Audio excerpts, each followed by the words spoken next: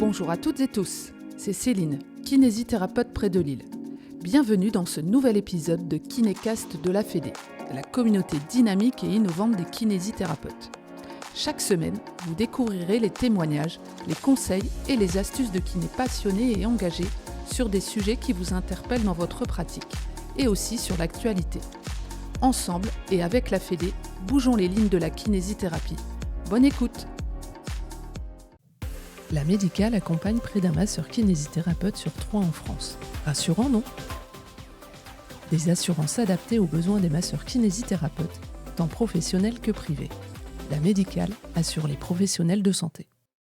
Bonjour à toutes, bonjour à tous, bienvenue dans ce nouvel épisode de Kinécast. Aujourd'hui, donc, en ce deuxième jour du Summit NPIS, j'ai le plaisir d'échanger aujourd'hui avec Emmanuelle Willem. Bonjour Emmanuelle. Bonjour. Je vous propose tout d'abord de vous présenter. Donc moi je suis médecin et neuroscientifique. Je me suis formée à l'UC Louvain à Bruxelles. J'ai décidé d'entamer une spécialisation en neurologie en même temps qu'un doctorat en neurosciences. J'ai très tôt commencé à avoir beaucoup de patients avec la maladie de Parkinson. C'était aussi le sujet de mon doctorat. Et voilà, donc j'avais un petit peu la chance de les voir tout aussi bien à l'hôpital, dans un cadre de consultation plus classique, et aussi de passer beaucoup d'heures avec eux dans le contexte de mes recherches. Et donc voilà, j'ai vraiment vu la complexité et aussi la richesse de cette maladie et aussi le besoin en fait d'avoir des ressources supplémentaires par rapport aux médicaments. Et donc voilà, c'est un petit peu comme ça que j'ai commencé à m'intéresser plus aux interventions non médicamenteuses, comme c'est une maladie tellement complexe qui a besoin d'une approche tellement multidisciplinaire, mais qu'on est parfois un peu démunis en consultation pour en fait établir cette prise en charge un peu large dont les patients auraient besoin, mais où parfois en pratique ça bug un petit peu. Donc voilà, c'est vraiment un exemple de maladie qui vous met le nez droit dedans dans la thématique des INM. Et voilà, c'est pour ça qu'aujourd'hui je veux m'engager plus sur ce versant-là. Alors justement, voilà, vous avez en préambule expliqué un petit peu pourquoi vous vous étiez engagé vers les INM, mais voilà, qu'est-ce qui vous manquait, qu'est-ce que le médicament ne permettait pas en fait? Alors, j'ai l'impression que le médicament, c'est juste la première base pour vous permettre après de faire les activités de la vie quotidienne. Mais c'est clairement, c'est juste une partie du traitement parce que donc, la maladie de Parkinson, elle se caractérise par une panoplie de symptômes moteurs et non moteurs. Donc vous pouvez avoir, oui, du tremblement, même si ce n'est pas le symptôme principal. Donc il y a beaucoup de patients parkinsoniens en fait, qui tremblent jamais. Alors que la lenteur, la rigidité, les troubles de la marche, voilà, ça peut être super handicapant. Et après, ils peuvent avoir toute une panoplie de symptômes non moteurs. Donc ça peut être des symptômes de la douleur, de la fatigue, de la constipation, des troubles du sommeil. Donc ça peut vraiment toucher un petit peu tous les systèmes du corps. Et le problème, c'est que les médicaments, même s'ils peuvent agir bien sur certains symptômes moteurs, comme le tremblement, la rigidité, la lenteur des mouvements, déjà sur les symptômes moteurs de l'axe du corps, donc qui sont les troubles de la marche, les troubles de l'équilibre, déjà les médicaments agissent pas super bien. Et alors sur les symptômes non moteurs, donc tout cet arsenal de symptômes qui peut impacter la qualité de vie, mais de façon très significative, voilà, beaucoup ne répondent pas au traitement médicamenteux qu'on prescrit typiquement dans la maladie de Parkinson. Donc on dit dopamine replacement therapy, donc c'est au début de la maladie de la dopamine qu'on donne par la bouche, de la levodopa typiquement, pour substituer le manque de dopamine endogène dans la maladie de Parkinson. Mais le fait de juste donner de la dopamine, ça ne va pas agir sur toute la richesse des symptômes qu'ils peuvent avoir et qui sont aussi très différents d'une personne à l'autre.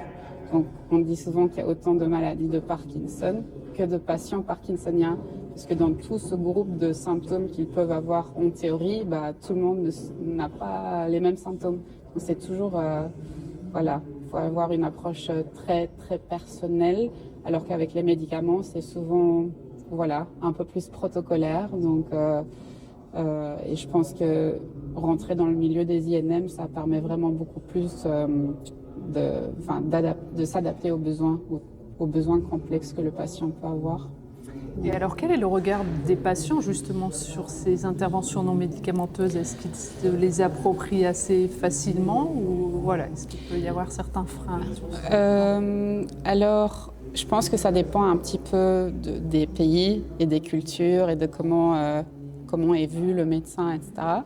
Mais de façon générale, c'est quelque chose sur lesquels on a toujours des questions en consultation ou en dehors des consultations. Il y a au moins les patients vous demandent tel et tel sport ou voilà, donc il y a clairement des intérêts. Les gens s'intéressent à ça parce qu'ils entendent un petit peu ça à gauche, à droite, sur les réseaux sociaux ou entre patients. Donc il y a clairement une grande curiosité. Je veux dire, ils sont bien lucides, ils savent que juste la prise de médicaments, ça va pas agir sur tous leurs symptômes. Mais je pense où ça bug parfois un petit peu, c'est la validité scientifique. Parce que parfois, ils nous posent des questions et nous, on n'est peut-être pas non plus formés sur tous les versants scientifiques des interventions non médicamenteuses. Et du coup, les patients n'ont pas toujours les ressources pour savoir comment aller vérifier la littérature scientifique. Beaucoup de patients, évidemment, ne sont pas encore au courant du NPIS model. Et donc voilà, je pense qu'il y a un petit peu...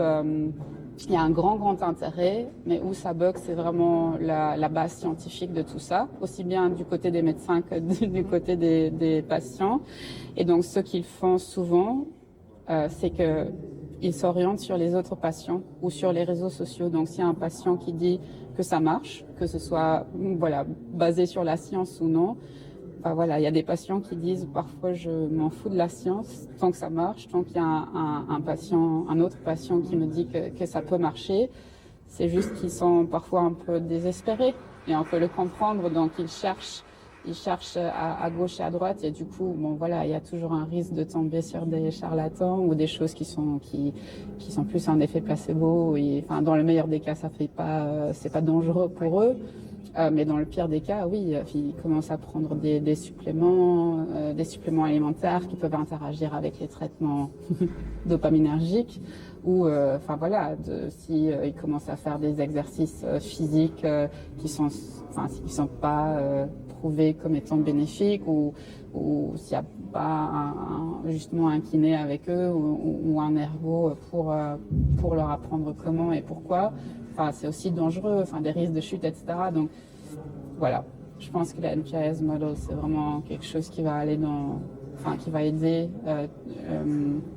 l'approche des interventions non médicamenteuses dans la maladie de Parkinson d'aller dans la bonne direction et de séparer le bon du mauvais, tout simplement. Et donc vos recherches se tournent justement vers ces interventions non médicamenteuses? J'aimerais de plus en plus. Donc moi j'ai commencé surtout sur le versant de la stimulation cérébrale non invasive. Donc moi la majorité de mes projets sont sur la stimulation magnétique transcrânienne. Et voilà, donc ça reste. Donc là on est dans des dispositifs externes. Donc on n'est pas sous la définition des INM, mais vraiment basé sur les retours des patients et sur ce qu'on observe pendant les consultations ou quand on discute avec eux dans le laboratoire. Il faut se lancer là-dedans. Donc je cherche encore comment me mettre aussi dans les INM d'une façon plus scientifique. Donc vraiment de trouver des projets de recherche qui font du sens pour moi. Mais il n'y a pas énormément de laboratoires qui font ça, malheureusement. Donc les pionniers, parmi les plus grands pionniers dans les interventions non médicamenteuses, c'est les équipes des Pays-Bas.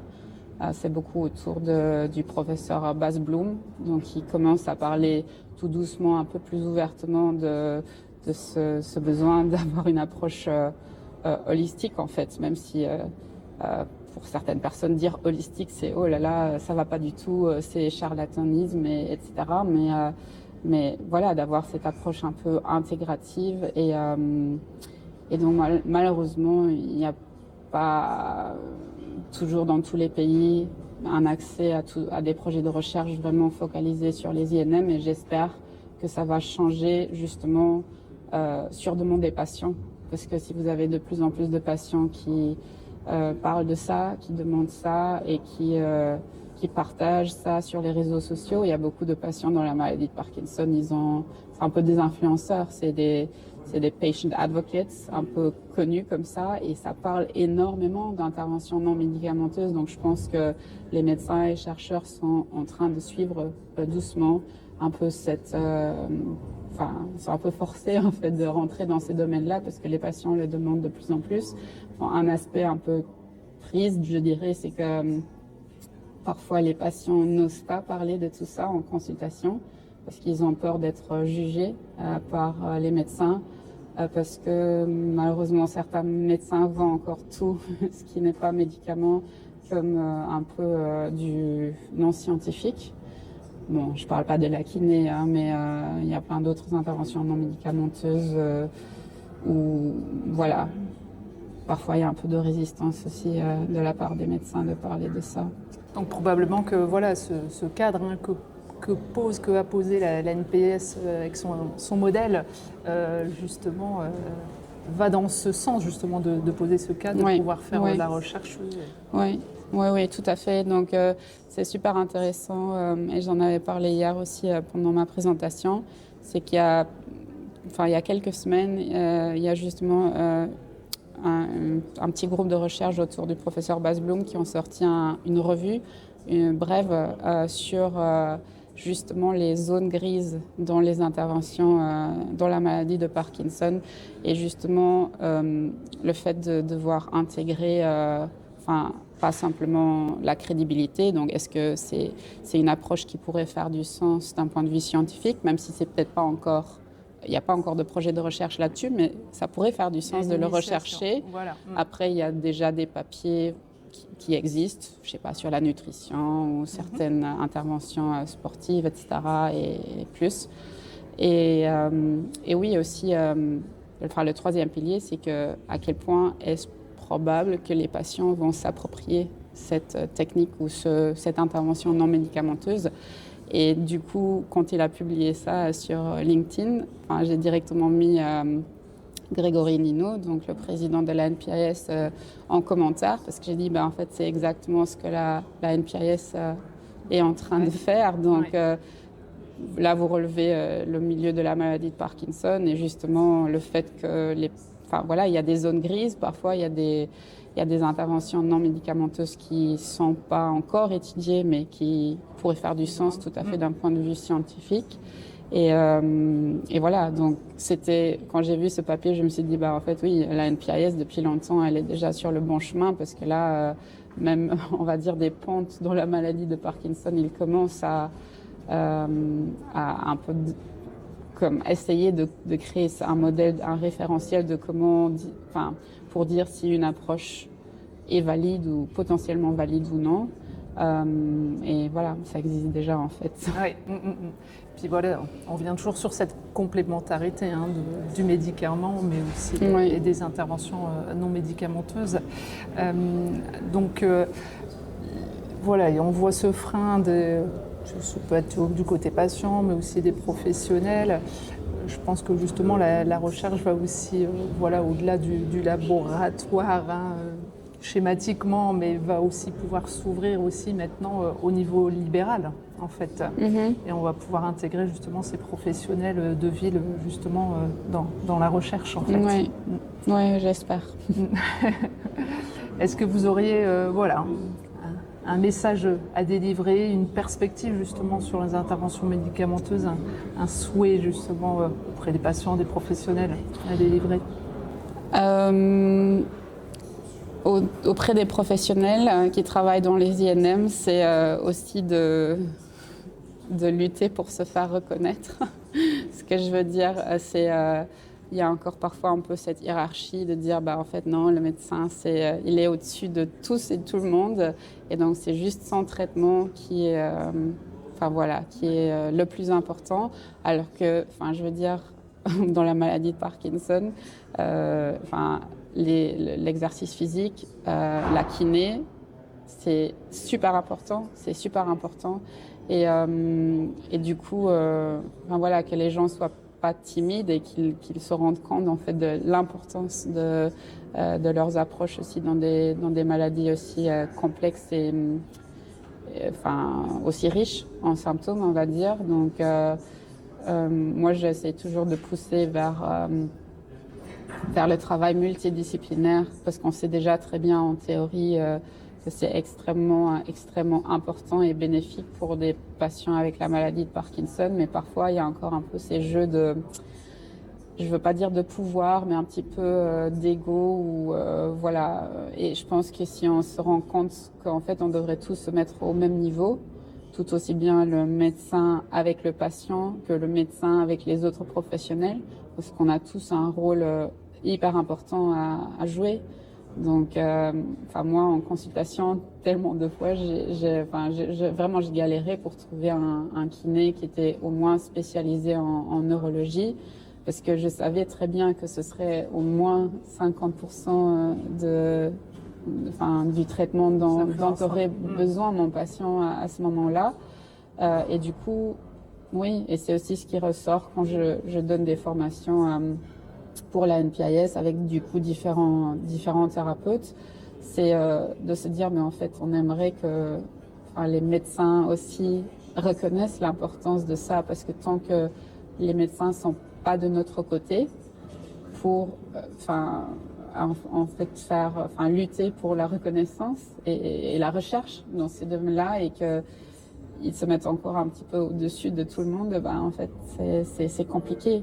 Donc moi, je pousse vraiment pour un travail multidisciplinaire dans la mesure du possible partout où on respecte les avis de tout le monde, et où on travaille en équipe autour d'un patient et avec un patient qui a une maladie super complexe. Et c'est clair, c'est déjà prouvé en théorie que oui, qu'il faut les prendre en charge avec tout un groupe de professionnels de la santé, mais qu'en pratique, parfois, ça suit pas.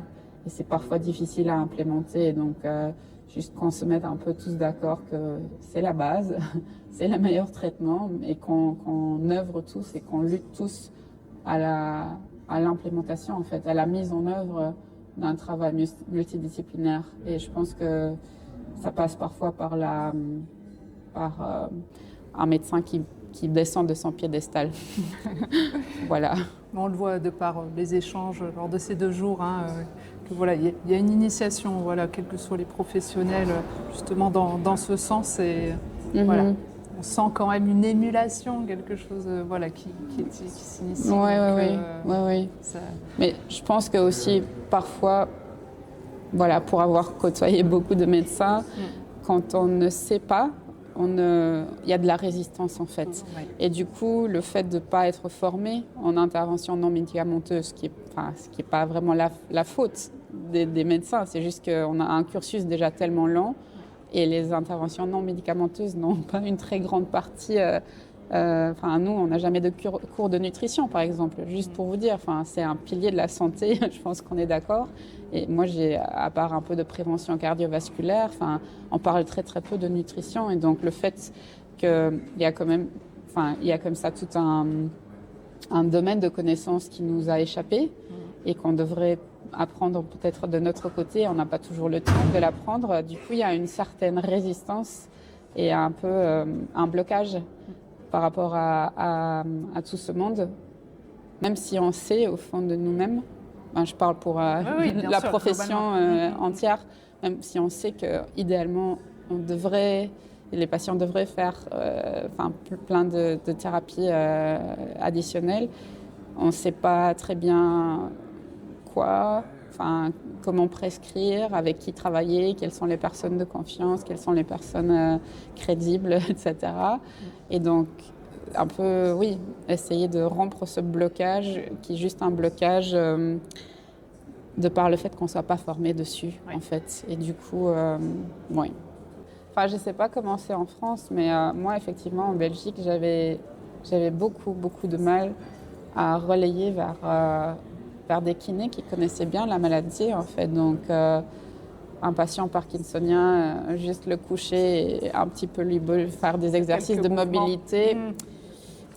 C'est pas, voilà, c'est pas mal, c'est mieux que rien, mais c'est pas exactement pourquoi j'enverrais chez un kiné, en fait. Et ça, c'était vraiment le plus gros challenge pour moi, de façon répétée. C'est vraiment en consultation, de savoir vers qui j'oriente, parce que je sais très bien que moi, c'est pas juste les médicaments et la lévodopa, etc., qui vont faire la différence. Et voilà, de trouver... mais c'est encore une fois Bas Bloom qui a lancé ParkinsonNet. Donc c'était vraiment cette idée justement de créer un réseau dont font partie toutes les professions qui sont importantes pour le traitement d'une maladie de Parkinson. Et aussi avec des formations où tout le monde, en fait, je dis un kiné ou un ergo qui veut en savoir plus sur la maladie de Parkinson peut se former. Il ne faut pas attendre 20 ans de maladie ou 20 ans depuis le diagnostic pour aller voir un kiné. Donc ça, c'est vraiment, aujourd'hui, c'est un domaine dans la prise en charge du Parkinson où j'en vois les yeux fermés, en fait. Donc, après, les patients, ils demandent souvent aussi, le ping-pong, les pilates, etc. Donc... soit en fonction de la préférence du patient aussi. Oui. C'est vrai que je pense que... Moi, je trouve que le schéma kiné, le message clé, c'est de dire il faut trouver la prise en charge, en fait, à laquelle le patient adhère, où il y a le plus de chances que le patient le fasse sur le long terme. Donc c'est ça le plus important, parce qu'on sait très bien, la kiné, elle doit être personnalisée. Vous avez 1000 exercices différents que vous pouvez faire. Les fréquences peuvent varier, les durées peuvent varier, et c'est toujours à discuter avec le patient. Mais voilà, moi, la conclusion de tout ça, c'est vraiment de dire faut trouver avec chaque patient le schéma qu'il fasse tenir sur le long terme. C'est ça qui m'intéresse. Moi, je ne veux pas qu'ils arrêtent, en fait. Il faut trouver quelque chose qui soit assez sexy pour eux, pour se dire « Ah oui, là, je pense que je peux adhérer. » Il faut qu'ils bougent. Voilà. Il faut qu'ils bougent, il faut qu'ils fassent du travail avec des kinés, qu'ils fassent du sport dans la mesure de leurs possibilités. Mais c'est franchement super important. J'ai une patiente qui m'a raconté ça parce que je parle pas mal avec les patient advocates ces derniers temps. Elle me dit que Bas Bloom, justement, le professeur dont je parlais tout le temps, il lui a dit If I had Parkinson's, I would live on a treadmill. En mode, parce qu'il y a effectivement aussi des effets neuroprotecteurs. Hein, donc pour certains exercices, ça ne va pas vous enlever la maladie de Parkinson, mais l'exercice, c'est... les médicaments en soi sont là pour permettre aux patients de faire les exercices de façon safe, d'être d'un point de vue moteur plus mobile, d'être en on et de pouvoir faire du sport facilement. Parce que plus il sait le faire avec facilité, plus il va adhérer, en fait. Si vous le faites faire de la kiné ou des exercices en off, c'est plus compliqué. Ouais. Voilà, même en off, quand ils sont, parce que les patients parkinsoniens, parfois ils ont le niveau, on va dire, ils ont très peu de symptômes parce qu'ils viennent de prendre leurs médicaments, donc ils sont plus mobiles, versus quand ils viennent à la fin de leur dose de médicaments, ils sont plus rigides, lents, etc. Et il y a aussi des techniques à apprendre pour les phases off, parce qu'en phase off, des préventions de chute, etc. Donc ils doivent aussi savoir ou développer quelques réflexes physiques pour les phases off. Mais en phase on, c'est là où ils vont vraiment avoir le plaisir de l'exercice, où ils vont pouvoir avoir la facilité à faire de l'exercice. Et du coup, pour moi, les médicaments, en soi, c'est juste la base pour qu'ils puissent vivre leur meilleure vie, y inclut les activités, le sport. Donc, oui. Et dans la réflexion, alors par exemple sur des séances de groupe plutôt. Oui, ça c'est prouvé. Oui, c'est prouvé. Il y en a qui font, déjà les cours de pilates, c'est toujours en groupe. Oui. Le ping-pong, moi j'ai un patient à Madrid, il a lancé une association ou une fondation où justement ils ont certaines heures de la semaine dans une salle de sport ou dans un complexe de sport où c'est que les patients parkinsoniens qui jouent au ping-pong. D'accord. Comme ça, il y a le côté social, le côté un peu fun de faire du sport ensemble. Le Nordic Walking aussi, donc c'est très bien pour la coordination, etc.